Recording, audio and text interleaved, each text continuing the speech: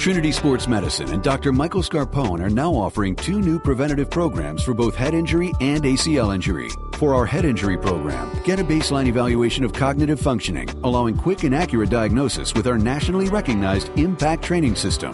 Our ACL reduction and strengthening programs are geared to help educate and reduce likelihood of an ACL injury. Call 740-266-3866 for your concussion screening or an individualized ACL prevention program with Dr. Scarpone and staff. Good afternoon. Welcome to week 4 of the Star Sportscast. This is going to be brutal already. It's going to be bad already. Brought to you by Damon's Bar and Sports Grill. We are here, Damon's Grill and Sports Bar. See, it's just terrible already. We're here with Fred Youngs, Brent Sableski. I'm Mike Matheson, talking about high school football again. We have 8 games on tap this week. Madonna has a bye, so they get a week off after the thrashing they took from Winning Central. But I think... Why don't we just start over? No, we're not starting over.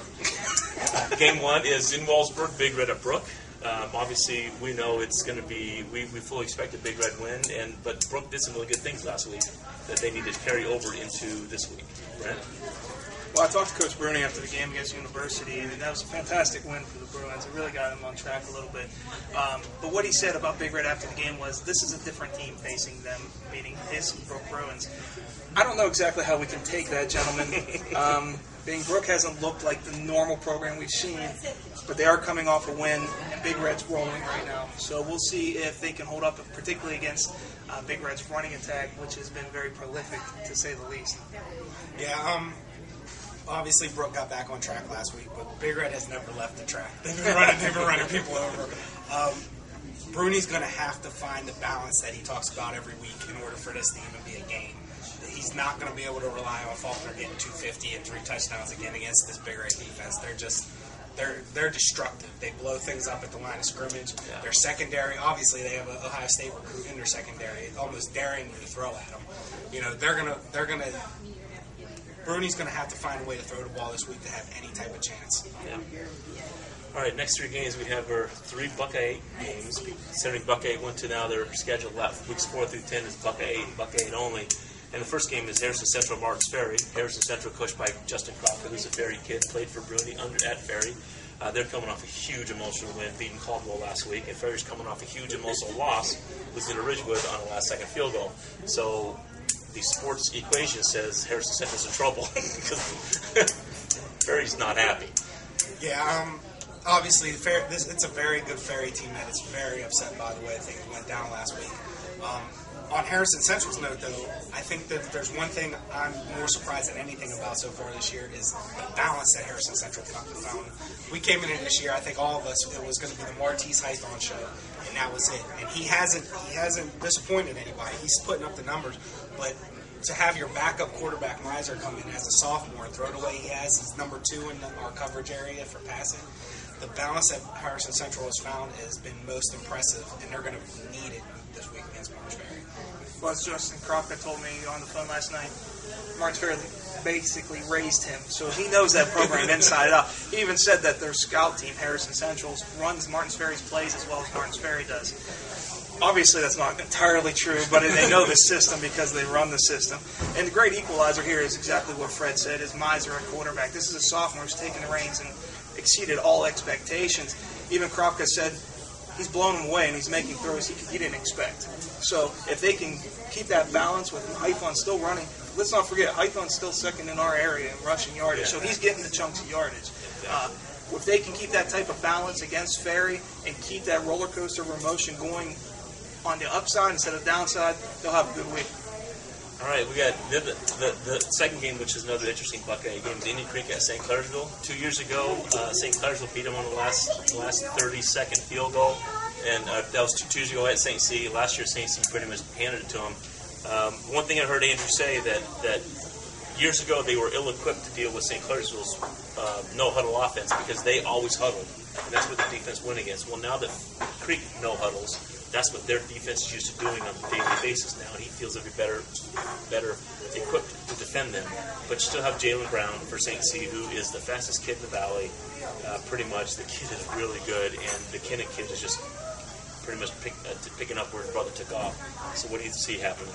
Well, it does. It comes down to those two particular players because I don't know if Indian Creek matches up with the athletes that St. Clairsville has on the outside, and the decision-making at quarterback's a big deal. Kemp came back for Indian Creek last week, did fantastic, and Ferda is a really good deep threat. See, I caught that one. But St. Clair's was more consistent in their passing attack, and so we'll see if they can match up with the big play against the passing of St. Clairsville. Yeah, obviously Indian Creek had a huge bounce back after that Leslie game, the way they handled it. Very impressive, very athletic, but the St. C team is completely different than Oakland, and they showed against Leslie that they have trouble matching up with the athlete, with somebody that has superior athletes, and let's face it, that's what St. C has on the outside, so they're going to really have to step up their game this week. Yeah, Creek's going to have to tackle in space, and they're just going to have to tackle in space. Last time against Lenslee, like Fred said, 50 points. Yeah, it was hard to do that. All right, the other one is in beautiful downtown Yorkville. Hopefully the lights stay on this time, because if the lights go out, whatever team's not quitting at halftime this time, you got Bel Air and Buckeye Local, two completely different teams. You got Bel Air, who doesn't like to run the ball, and you got Buckeye, who loves to run the ball. Bel Air put up a lot of points on Catholic Central last week. Buckeye Local pretty much handled what they needed to handle down at JM. What do you see? And they have Buckeye has Joseph Jews pretty good, along with Pigolini, along with Isinghood. Stock may return, and Brosh doing a pretty good job of quarterback, so this could be a good game. Yeah, I mean, it's a very interesting matchup. Obviously, Padilla threw for 507, I believe, for Bel Air last week. Maybe more. He might still be throwing. He's got 4 legitimate weapons at wide receiver. They throw the ball around. But Buckeye Local has a very good cure for stopping that. They have a running back named Jocelyn Deere that will hold the ball and grind it out and keep that offense off the field. So that's what it's going to come down to. If Buckeye Local gets Deere running downhill, it'll be a long night for Bel Air. Well, I don't know how much it can control the clock even running the ball because this is a big play running offense. Deere's averaging 9.6 yards per carry. So when he touches it, it's almost a guaranteed first down. But here's the difference, as Coach Barsh pointed out to me last night. Last year, Bel Air shut down their running attack. Well, Brent Kirk, who's no longer the quarterback now, A.J. Barsh, set a Buckeye Local record for passing yardage. So they're willing to take what Bel Air is going to give them. And they have, overall, I think, a better nucleus of talent than Bel Air has. So if they can make some plays in space, like the other teams that we have said haven't previously, Buckeye should take over the game. Yeah, it's just going to be, those 3 Buckeye games will be really, really, really interesting. And there's one more we'll talk about here in a second. But before we head to our last 4 games, we're going to bring in Pam from Damon's. And she's going to... Hi, Pam. Where's our girl at? She's going to give you the heads of what's going on down here in beautiful downtown Damon's. Pam, how are you? I'm good. How are you? Oh, we're just grand. We're always grand. I want to remind everyone about our express lunches that we're offering here at Damon's Monday through Friday for $6.99. If you're limited on time, Damon's is the place to come. We also have an evening special, which we run for dinner Monday through Thursday for $9.99, and we have our fisherman's platter we're offering on Friday evening for $12.99. Don't forget to come in on the weekends, watch your favorite football game this year. I don't think I want to watch my favorite football team in public. I really. You can watch it right here on one of our big screen TVs. Cleveland fans. Eva heard something. The Browns have big screen. Specifically himself. That might not be good. No. Cuss words flying out. That's the No. day. You be calling 911 way too much. There's just no way about it. Thanks, Pam. Thank you, Pam. All right, the other Buckeye game is UL at Edison. Edison got a big win last week against Ware just to get off the schneid. And I expect them to beat UL because UL is really young. To get Edison to 2-2 and 2-2, you got 6 weeks to go to see what happens.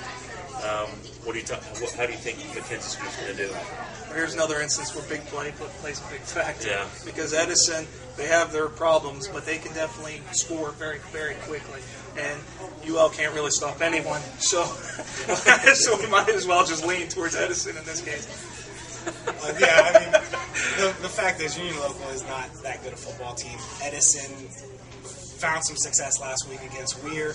They're more balanced. They do have a running back. Union Local, I don't know what they have on offense, but I know they When's don't. the last time they actually ran the ball? Yeah, I don't know last time they called a 1998. running play. But and then the weapon that they have on the outside, Kyle Minger.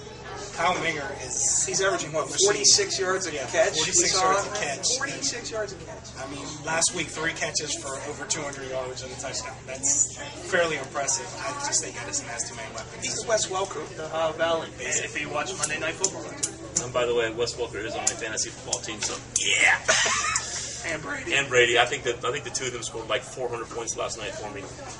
Jam and Oak Glen, this should be really, really interesting because Jam is now they have a new coach, new everything. They still can't stop the run. They're 0 for 3 in stopping the run. Oak Glen, rumor has it, loves to run the ball, and they're pretty good at it with Steed and Davis and McDowell. And Oak Glen's coming off getting beat by Creek. They need a win. Obviously, Jam needs to win really badly, but how do you not go with Oak Glen? This game will be interesting if you like watching one team run for 300-400 yards as a team and win by 5-6 touchdowns. Well, as an ex-offensive lineman, as if anyone couldn't tell, the other thing I find absolutely interesting in this game is, yes, John Marshall's struggling, but you have a lot of talent in the trenches on both these teams. There's some big-time talents within the offensive and defensive lines, so you're going to get some big boys just knocking heads all game long. Unfortunately, those Jam helmets going to have a lot of yellow on them by the end of the day. I thought you were a gymnast. Gymnast? Gymnastics. Balance beam. Soccer, baby. Soccer. He's the soccer guru. I want to see him on a balance beam. I'd pay for that. I would pay for that. I was in second grade and I fell off. If you want to see That's what happened. If you want to see Brian on a balance beam, break to sports at HeroStarOnline.com. Please, anybody. Now we've got Grafton. Obviously Grafton is 3-0. I think they're ranked 10th in the state. We're 0-3 and going through struggles. A couple kids are still out. They lost Larch for the season with the broken collarbone. One thing about Jason Kexiel, the new coach, no one wants to win more than he does. Every coach goes out on Friday night expecting to win and wanting to win. No one likes to get their tails handed to them. Nobody does. Regardless of what parents and people think, they bust their tails during the week to get a game plan going and get it figured out. Now, Weir's up against it again because Grafton's a pretty good ball club, but this is also one of those weeks where he learns more about his kids, where his kids make sure they don't revert back to, oh, woe was us, we're high football, because Grafton doesn't care about, oh, woe was us, we're high football. And this is where kids need to look in the mirror and go, okay, we need to play really hard and just keep playing and keep playing and keep playing, and whatever happens, happens. But obviously it's still an uphill battle for the Red Riders. Well, let's be honest, Grafton's coming in here thinking to themselves, who do we play next week? That's a shame to say, but this is a mental, a checkup from the neck up game for Weir as they continue to get struggles. Well, a coach I used to work with used to say, players make plays. Okay, that sounds so simplistic, but just go out on the field and play hard. It's not hard to do. And if you do that, like Justin Kropka did from Harrison Central, you play hard, winning take care of itself. So eventually, they're going to win a game. They're going to win, but they just need to continue to play hard. They just have to continue to play hard. Because there's no talent in playing hard. There's no talent involved in playing hard and giving every ounce of energy you have. There's nothing involved in that other than heart and guts.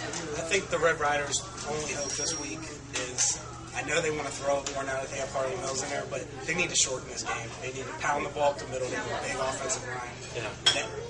Their only real hope is that they can get that running game going and they can just grind out the clock and shorten the game. I think it comes down to senior leadership. I mean, if your seniors keep playing hard, like Mike said, we'll see a difference. Absolutely. And last game of the docket is the Red Knights, 1-2 at 1-2 Catholic Central. The Knights had a problem last week stopping the pass against Southern, and obviously Central loves to throw the ball. Central had an issue last week against Bel Air, obviously, and also rumor has it that they're honoring the 1971 state championship team that went 3 shutouts, 4 wins, and 3 shutouts. So 10 games, 6 shutouts, 3 at the beginning, 3 at the end, which is a really good football team, regardless of who you are, what you are, how you are. Unfortunately, neither of the defenses in this game. Yeah, exactly. This is the movable force versus the resistible object. Or did I have it backwards? I mean, I don't know. I need the dictionary again. So what do you think, since you're a Central boy? Yeah, I mean, obviously these are polar opposites. Toronto wants to run the ball. Central wants to do nothing but throw the ball. Neither defense looked good last week. It's just going to come down to who can get their offense rolling more. Central actually showed an ability to stop the run when they played Tuskegee, who only ran the ball. They adjusted in the second half, and they made some stops. Toronto hasn't shown they can stop the pass against a team that really wants to throw the ball. So it's going to be a bigger adjustment for Toronto coming in this game than it is for Central. What do you think? That basically sums it up, and I got to go back and finish reading Fred's magnum opus to that 1971 championship team. It's only 9,000 words. 2.6 points a game. Wow. All right. You didn't play on that one. Yeah. I was on the 93 team. You weren't even born yet. You weren't even born yet. He had the best seat in the house from the sideline. Number one. I played in at least 4 games that year. Oh, that's enough for you. That's enough. All right, our trivia question for the week. The winner gets a gift certificate from Damon's.